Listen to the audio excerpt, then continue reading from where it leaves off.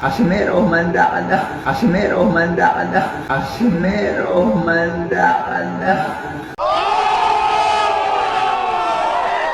Alright mga kapengyo, pag-usapan naman natin ito nga kay Cuadro Alas ngayon, laban dito kay Carl James Martin na kung saan nagkakainitan nga daw sila nito. Talagang ang dami nang sinabi ni Casimero rito at talagang mukhang nagbabanta etong si Carl James Martin. At parang nabanggit pa nga dito ni Casimero na isang beses ka palang napalaban sa ibang bansa, ang yabang mo na. At tara mga kapengyo, ano ba talaga ang naging mensahe dito ni Carl James Martin na ikinagalit ni Cuadro Alas? Tara, panoorin natin.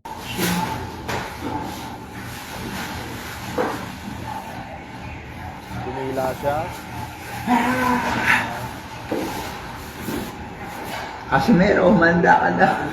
Ayun. Kaya wala. So, dito parang sinabi pala ni Carl James Martin na Casimero, humanda ka na. So ano bang ibig niyang sabihin doon sa humanda ka na, no? Parang kumbaga may halong may halong parang alam mo 'yun, pagbabanta na pananakot na parang mag-ready ka, humanda ka dahil parang isusunod na kita. Parang ganoon parang ganoon yung punto siguro, no? Dito kay Jarrell Casimero. Kaya dito mga kapengyo talagang medyo nainis, no? Etong si Utol Jarrell Casimero rito. At tara mga kapengyo, basahin natin yung naging mensahe nga ni Casimero. At ito na mga kapengyo, yung naging mensahe nga dito ni Utol Jarrell Casimero kay Carl James Martin pagkatapos nga niyang mapanood itong naging mensahe ni Carl James sa kanya. Dito sinabi ni Utol Jarrell Casimero, ayan ka na naman. Binigyan ka nga lang ng pang Noche Buena para may panghanda ka, baka nakakalimutan mo sino ang kino-call out mo. So yan mga kapengyo, no? Parang sinasabi ni Utol Jarrell dito na parang lumapit siguro, no? Etong si Carl James Martin dito kila Cuadro Alas para humingi, no, na pang Noche Buena nung araw siguro, nung panahon na walang-wala etong si Carl James. Tapos ngayon nga naman magsasalita siya na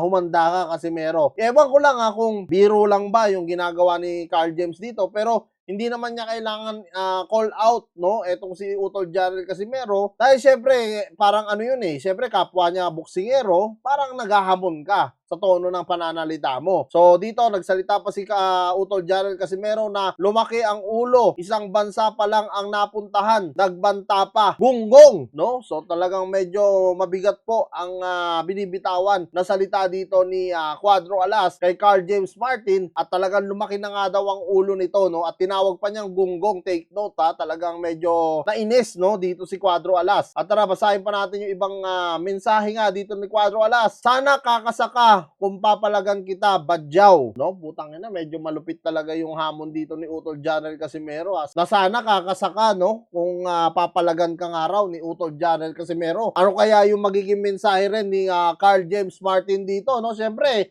talagang tinitrigger na siya, no, neto ni Cuadro Alas kasi na-trigger na rin no? Etong si Utol Jarrell dahil nga sa mensahe niya, parang kasi yung tono ng pananalita niya doon, parang naghahamon siya Even though na parang alam naman natin na parang biro yung sinasabi niya. Kaso kapwa kasi niya boksingero tapos natulungan pa pala siya nung Noche Buena, 'di ba? Parang kumbaga walang utang na loob, 'di ba? At dito mga kapengyo, no, si Kuya Lods sa Kalam nagsalita rin, sabi niya, papalag ba kaya yarn? Kahit ako nga easy lang yarn. Oy, putang ina, talagang nainis na rin, no, dito si Kuya Lods at nagsalita na nga rin talaga, no, kahit nga daw sa kanya easy lang daw yan. At dito naman mga kapengyo, sinabi rin ni Cuadro Alas na tulungan mo mga kababayan mo, tsaka ka na magyabang kung may napatunayan ka na. Tapos eto nga, no, may bata dito na yung parang niloloko niya etong si Carl James Martin, no, na kung saan sinasabi nga ni Cuadro Alas dito, kung may napatunayan ka na, 'di ba, tsaka ka magyabang, hindi yung nagyayabang ka wala ka pa napatunayan, isang bansa pa nga lang daw ang napuntahan at napalaban ka, Carl James Martin, tapos si Cuadro Alas ang babanggain mo kaagad. At dito mga kapengyo, sinabi rin ni Utol Jarrell Casimero, gunggong, ako lang ang way mo para makalaban mo si Turtle. Ang problema, kaya mo ba ang angas ng Pinas? Pag ako makalaban mo, promise ko sa'yo, ang laban natin ay ang huling laban mo. Ina, talagang mainit to mga kapengyo, no? Talagang sinasabi nga ni Utol Jarrell Casimero rito na ito na nga raw ang magiging huling laban, no, ni Carl James Martin pag nagkataon na pumalag nga siya dito kay Casimero. At sinabi pa ni Casimero rito sa baba, tapusin mo muna ako para matapatan mo si Turtle. Malaking problema ba ako? Woo! Utang ina, ang lupit nito mga kapengyo.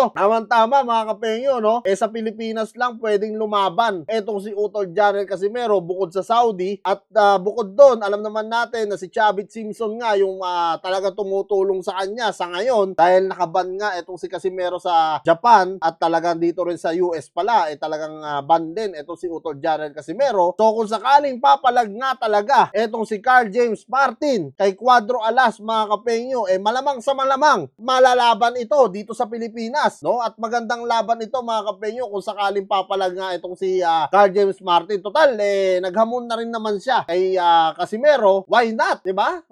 Magandang laban ito, magandang pakinggan to, magandang panoorin to, talagang bakbakan to dahil alam naman natin, no? Maraming nagsasabi na nag-improve na raw talaga etong si Carl James Martin. So, titignan natin mga kapengyo kung yung improvement ba niya, papalag ba talaga dito kay Cuadro Alas. Yun ang malaking question sa atin dito ngayon mga kapengyo. Palag-palag kaya ang galawan ng Carl James Martin dito kay Cuadro Alas? Kung kayo tatanungin ko mga kapengyo, ano bang masasabi nyo? Comment nyo na lang down below lahat ng mga opinion nyo mga kapengyo at lahat po yan babasahin ko. Huwag kayong mag-alala, titignan ko lahat ng komento nyo at talagang dito re-replyan ko naman kayo. Maraming salamat mga kapengyo at kita-kita na tayo sa mga susunod kong vlog.